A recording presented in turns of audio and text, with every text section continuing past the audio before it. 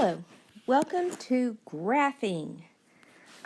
One of my favorite parts about this is that you get to connect the dots.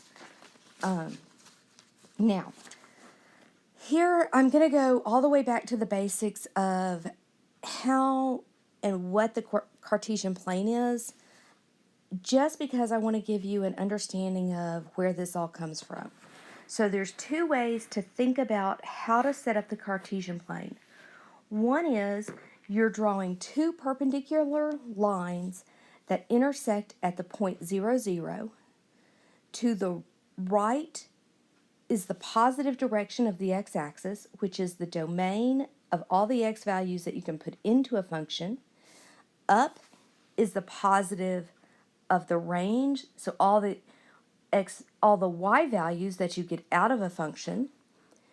To the left, so here's the positive, here's the positive. To the left is the negative of the domain. So this is domain, and up is range.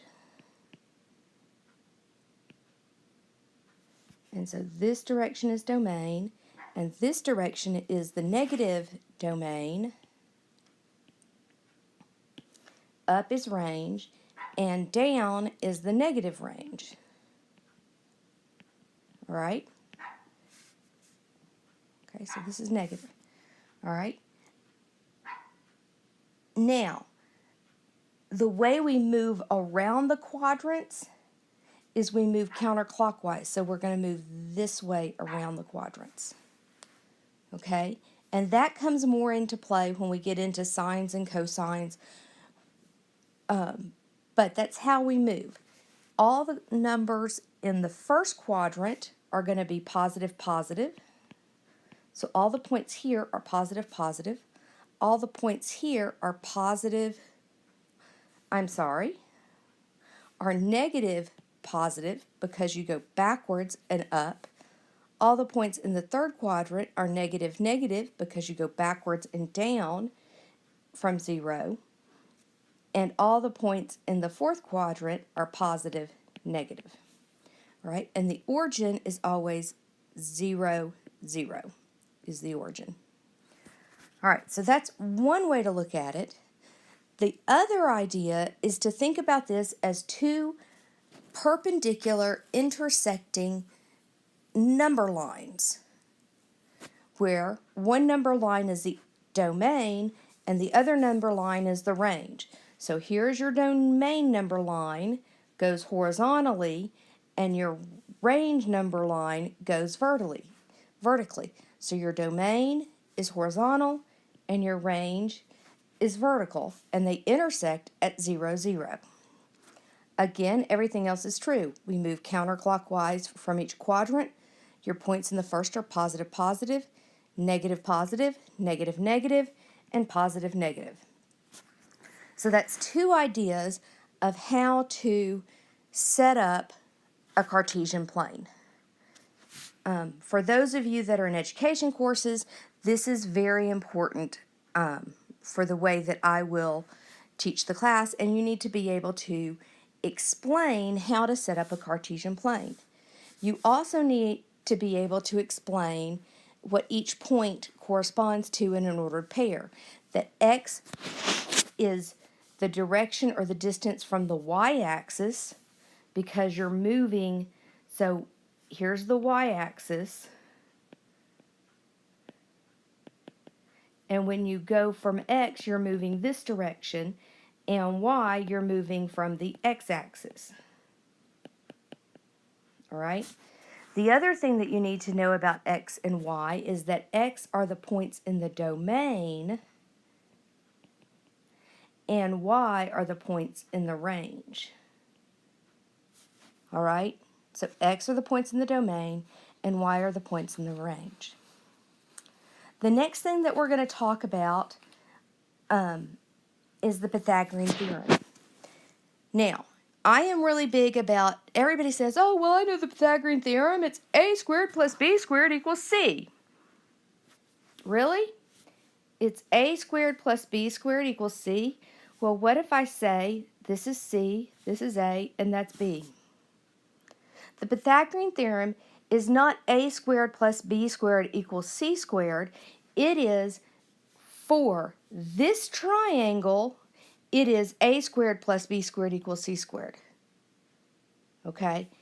The Pythagorean theorem says that it is leg squared plus leg squared equals hypotenuse squared. All right? You need to make sure that you understand that the Pythagorean theorem states that it is leg squared plus leg squared equals hypotenuse squared.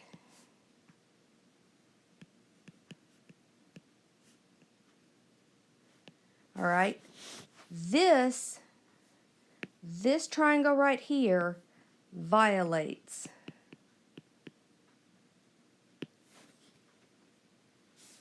that. All right? You need to make sure that if you're going to say A squared plus B squared equals C squared, then you include the picture of the Pythagorean theorem. All right? Now, the next thing we're going to talk about is the distance formula. The way that the distance formula is proven is by the Pythagorean theorem. So if I draw a triangle, if I just draw any kind of line segment and I label this top point x1, y1, and I label this bottom point x2, y2, then I know this is x, this is y. I know that this point right here is x1, y2. So that tells me that the distance right here is going to be y1 minus x minus y2, the absolute value. I can write that where you can read it a little better. This is y2, the absolute value there. And I know that this distance right here is x2 minus x1. So by the Pythagorean theorem, and I know that if I call this distance d, okay, because that's what I'm trying to find is that distance d, then by the Pythagorean theorem,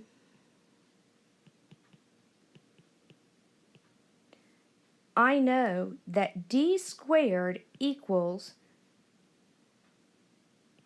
the absolute value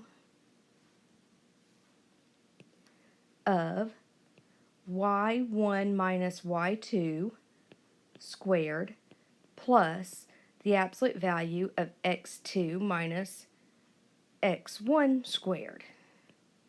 Correct? I have a right triangle. I know that this squared equals this squared plus this squared. Okay? Now I'm going to do a little bit of help, and I'm going to use my associative properties. If these two, I'm going to flip these two by commutative property, right?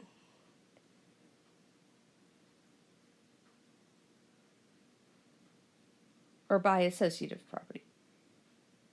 By commutative property, I can reverse the addition, and I'm also going to reverse, well, it doesn't matter. That's a little more complicated to say. If I have y1 minus y2, right, and they're in absolute value bars, right, then that's the same thing as saying negative times y2 minus y1, right, because I can take those absolute value bars and act them upon that negative sign. Even if it's squared, negative 1 squared is positive, so this thing I can rotate around, right? So this becomes d squared equals x2 minus x1 squared, getting rid of the absolute value bars, plus y2 minus y1 squared, using associative, commutative, and the properties of being squared. I can do all that.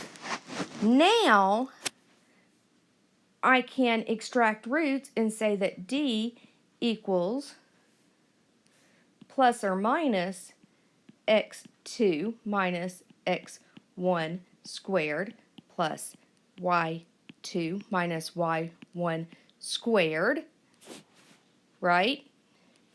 But since we're looking at a distance, we only want the positive answer, so then d equals the square root of x2 minus x1 squared plus y2 minus y1 squared. So that is the distance formula. And now you know where it came from. Okay? All right, now let's go on to the midpoint formula. Now this one is a little more complicated to show. Okay, and there's two ways that you can actually do it. I'm going to do it one way, and then I'm going to leave another way for you to do it as bonus. Okay, so if this is x1, y1, and this is x2, y2. All right, I'm going to talk through these, and then I'm going to leave it for you to show them for bonus. And this is x2, y1. All right. And so this is going to be M. And let's call this point M. So there's method 1. Method 1 is first, how do we find an average?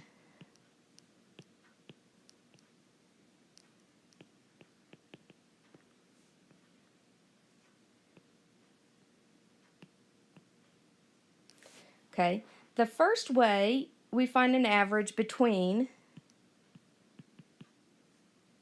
x1 and x2. Well, the average between x1 and x2 is x1 plus x2 divided by 2, right? So the average between x1 and x2 is to do that, right? Simple. 2, how do we find the average? So we want to know the average between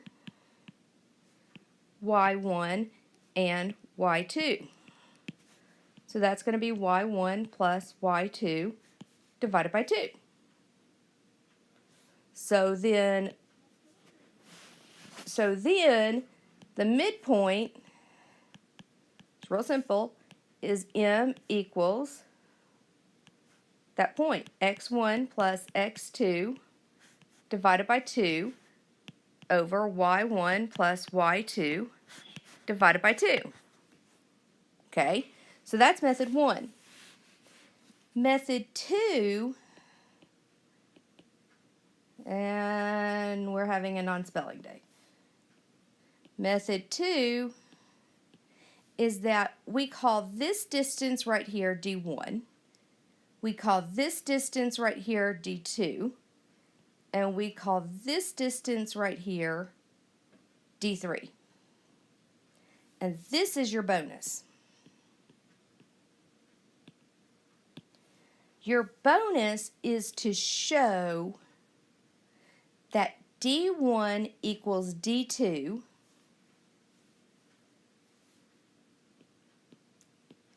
and that D1 and that D1 plus D2 equals D3.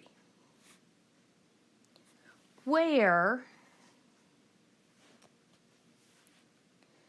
D1 equals the distance x1 minus x1 plus x2 over 2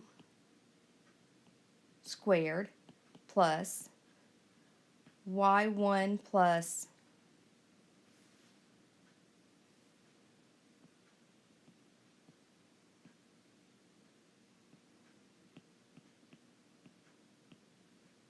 over 2 squared, and d2 equals the square root of x2 plus x1 plus x2 over 2 squared plus y1. That should actually be y2 plus y1 plus y2 over 2 squared, and d3 equals the square root of x2 plus minus x1. Actually, these should be minus signs.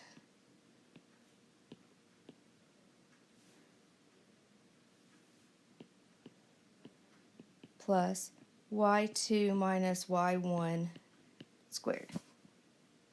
All right, so that's your bonus, and if you can't understand here, it's in the written up notes. Okay?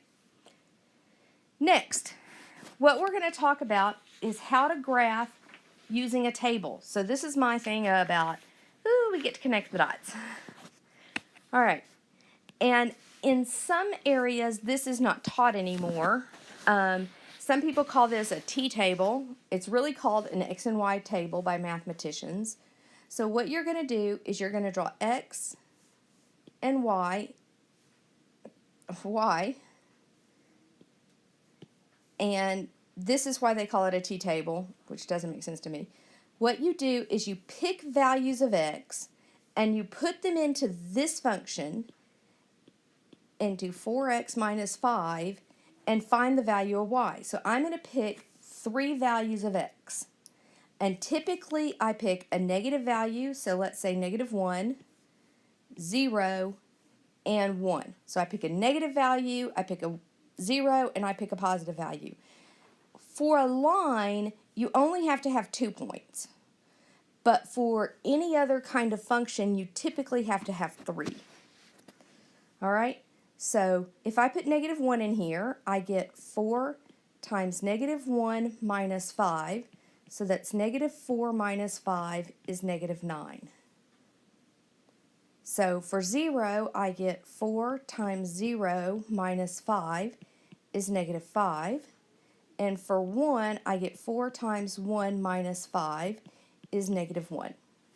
And then all you do, hello, that was a really bad line. All you do is you go over here and you draw your x and your y graph and you plot your points. So I have -1, -9. And now I'm actually going to go plot 1, -1. So that's going to be right here. 1, -1. Now I'm going to connect these two dots, and then I'm going to call this number right here 0, 5. 0, -5. And now I'm going to label my line as y equals 4x minus 5. So that's all you have to do. I don't want tick marks. I don't want anything special. What I do want you to make note of is what all I have labeled. I have labeled my axis, my x and y chart. I have labeled all the points I plotted, and I have labeled my graph. Those are what is necessary when you turn in a graph to me. That may be not what other people have asked for, but that is what I am looking for. You will lose points if that is not what you have labeled. All right? That is what I'm looking for. Now, these are functions you need to know. What I call these are the basic blocks, the basic functions. So basic blocks. Okay? So these are the basics. And I'm going to break these up into, there are 9 of these. So I'm going to just draw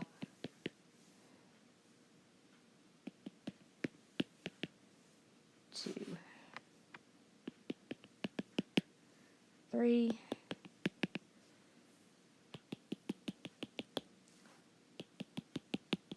and that should give me enough. All right, so that's how many there are.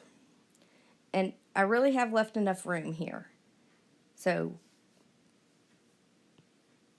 this is X, this is Y.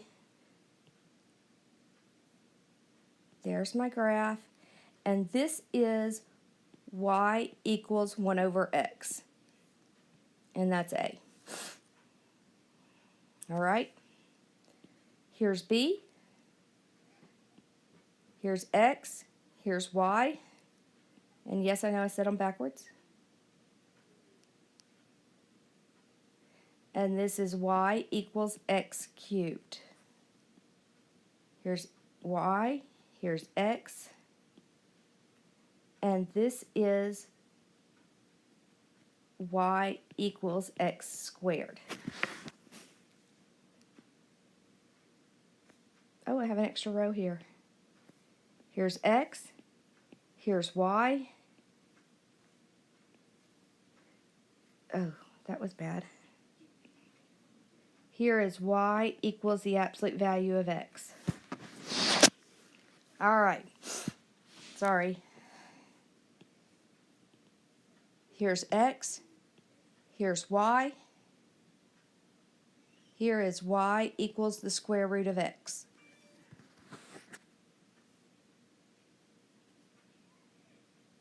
Here is, here's X. Here's Y. Yikes, not where I needed it to go. All right. Here's X. Here's Y. This is the line Y equals X. Here's Y. Here's X. This is the line Y equals negative X. Here's X. Here's Y. This is a horizontal line, Y equals B. And the last one, here's X. Here's Y. And this is the vertical line, X equals A. For A and B, B is in the real numbers, and A is in the real numbers. So what that means is that A and B could be any real number. Now, for all of these basic shapes, we're looking at functions or graphs such that f of x equals x minus h, and I'm going to use a squared, plus k. So that means that the vertex is hk. So this center point at 0, 0 could be moved off of there, and we'll talk about shifting and stuff later on to come. Now, I expect you to label the axis,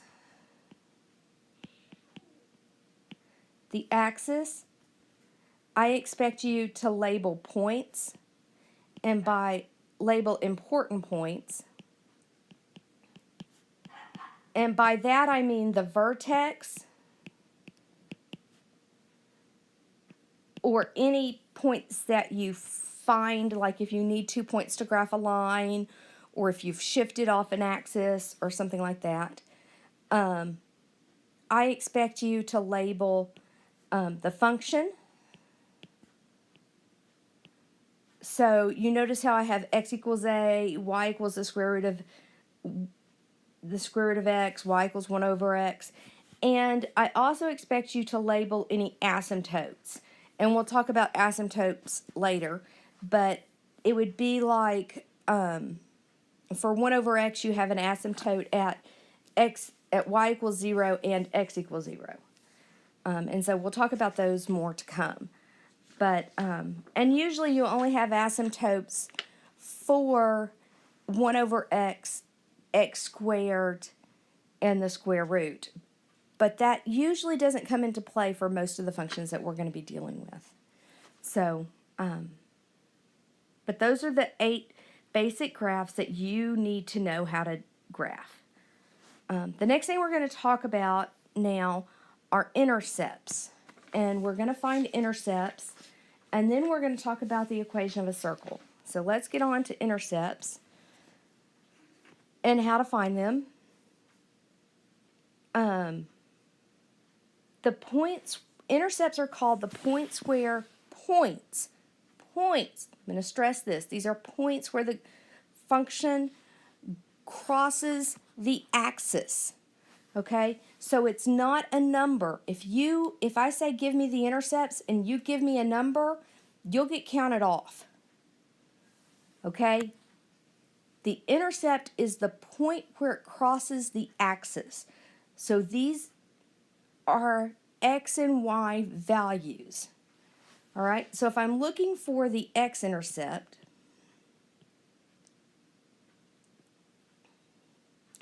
all right, the x-intercept is where y equals 0. So I want to know where y equals 0. So what I'm going to do is I'm going to set 0 equal to 2x cubed minus 8x. So 0 equals 2x times x squared minus 4. So 0 equals 2x, x minus 2, x plus 2. So 0 equals 2x, 0 equals x minus 2, and 0 equals x plus 2. So x equals 0, x equals 2, and x equals negative 2. So that means I have 3 x-intercepts. So my x-intercepts are 0, 0, 2, 0, and negative 2, 0. For the y-intercept,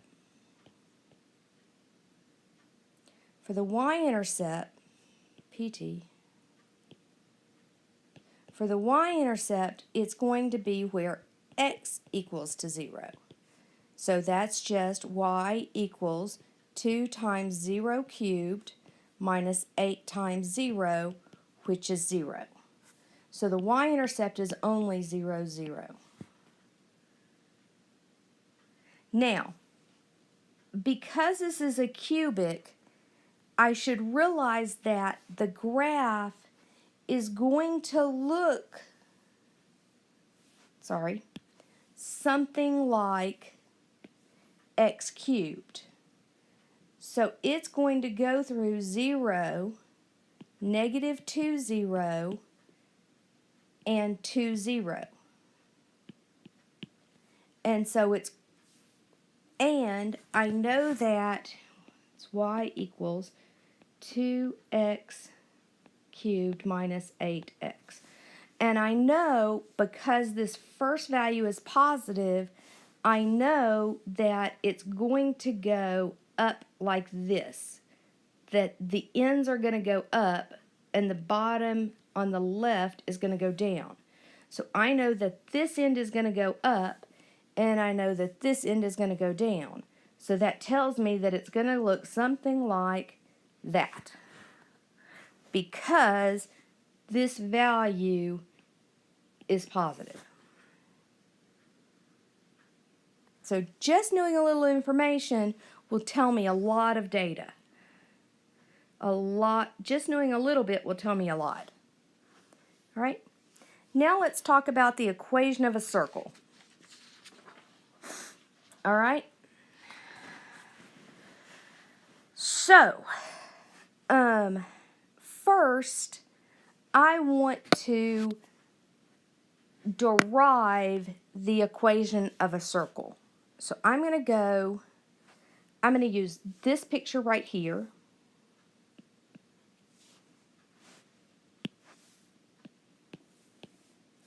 And I'm going to derive it. So if I know that I have the center here, and I have the radius here, and this point is x, y, how do I find that distance, r? So by the distance equation, I know that d, or r, right? I know that, what does the distance equation say? The distance says that it's the square root of x1 minus x2 squared plus y1 minus y2 squared. Now, my advice is whenever you use a formula, you write it down. That way you know you're plugging the values in correctly. Okay? So r is d, r equals d, x1 equals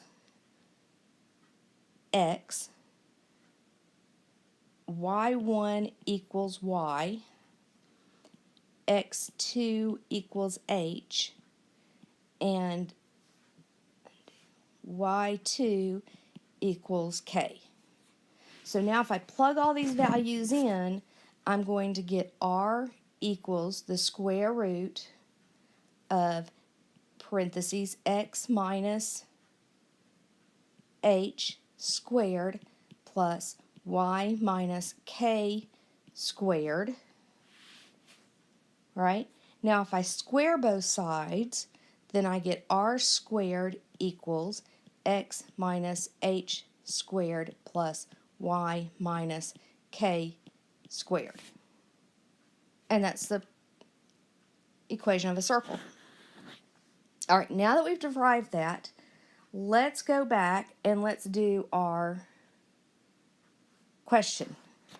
Now it says that given the endpoints of the diameter, so I'm going to use this circle right here. So I know that, and I realize that this is not correct because, you know, I'm not drawing this correctly. So if I know that this is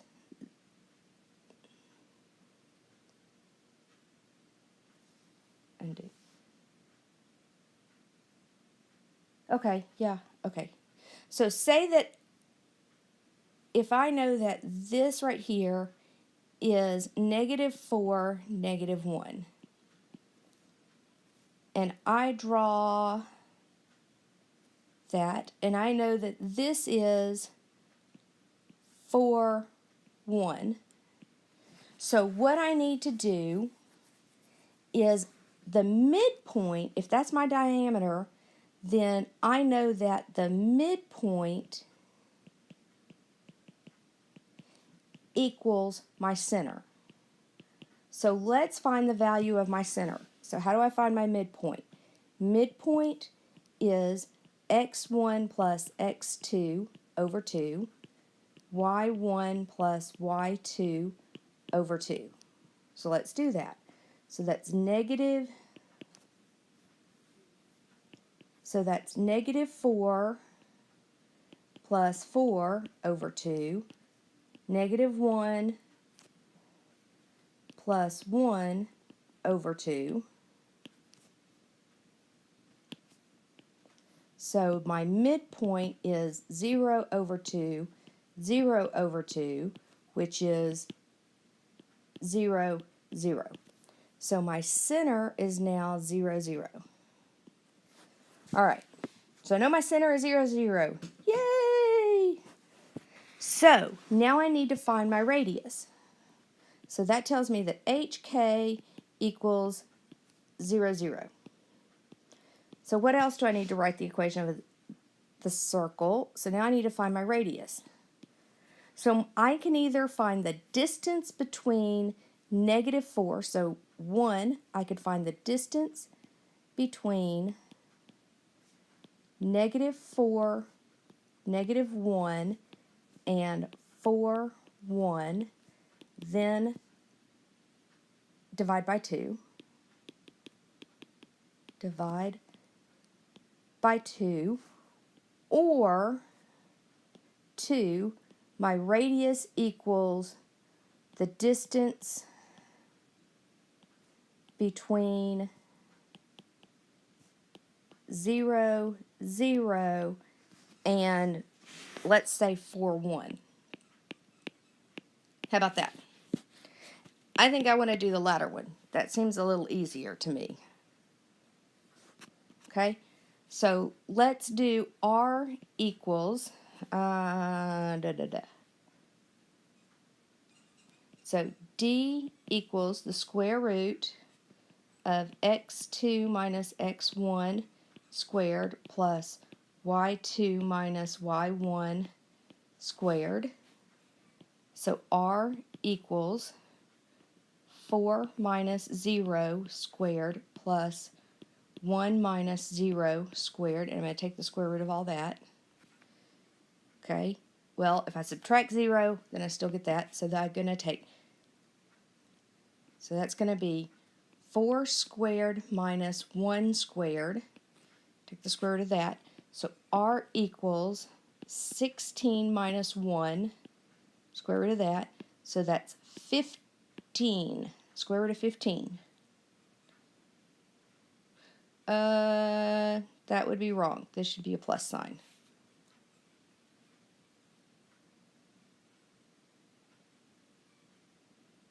Okay, now let's do it. So that should be the square root of 17. How about that? Doesn't that sound better? So my radius is the square root of 17. So I know my center, or I know that HK equals 0, 0, and I know that R equals the square root of 17. So then I know that using my equation of a circle, which is right here, I know that the square root of 17 squared equals x minus 0 squared plus y minus k squared. So simplifying it now, I get that 17 equals x squared plus y squared. And I'm done. All right? You need to make sure that you understand how to combine questions, like being able to use the midpoint formula and the distance formula, and how to mix up questions like that for this homework and for this material. So please make sure that if you have any questions on this, you email me. Thank you.